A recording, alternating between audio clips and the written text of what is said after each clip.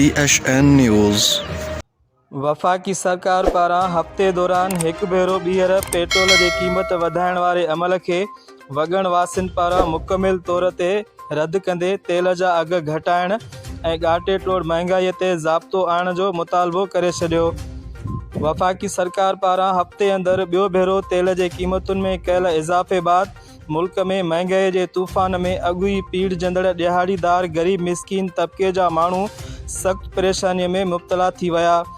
मुल्क अंदरि वधंदड़ महांगाई बाद वफ़ाक़ी सरकार पारां हफ़्ते अंदरि तेल जूं ॿियो भेरो क़ीमतूं वधाइण वारे अमल ख़िलाफ़ वॻण वासिन कारी मोहम्मद उस्मान मुगेरी, ज़ुबैर तुन्यो, मोहम्मद उर्स शेख, पठान जतोई, बख्शल ख़ासकेली चयो त वफ़ाक़ी सरकार पारां तेल जी क़ीमतुनि में इज़ाफ़े बाद मुल्क में महांगाई जो तूफ़ान ईंदो ऐं ॾियारीदार गरीब मिसकीन तबिके जा माण्हू बुख विघे मरी वेंदा।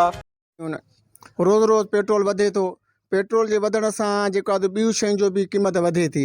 जीअं गेहू आहे, उन खां अलावा खंडु आहे, अटो आहे, जेको रोज़मर्रा जो वापराइण जी शइ आहे उहा हर शइ वधी वई।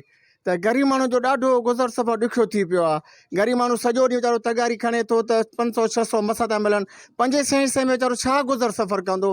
अटो वठंदो, खंडु वठंदो, गेहू वठंदो, बटालू वठंदो, आख़िर घर जा जेको आहे सो ॿार बचनि सां मुंहुं ॾींदो, मिट माइट सां मुंहुं ॾींदो, दवाऊं दरमलनि छा कंदो? आख़िर ग़रीब माण्हू ॾाढो गुज़र सफ़र ॾुखियो थी पियो आहे। अॻे ई जेको आहे सो हिन साल जेको आहे पाणीअ जे खोट जे करे असांजी ज़राअत पोइ काफ़ी पोइ हली वई, खोट थी वई ॾाढी।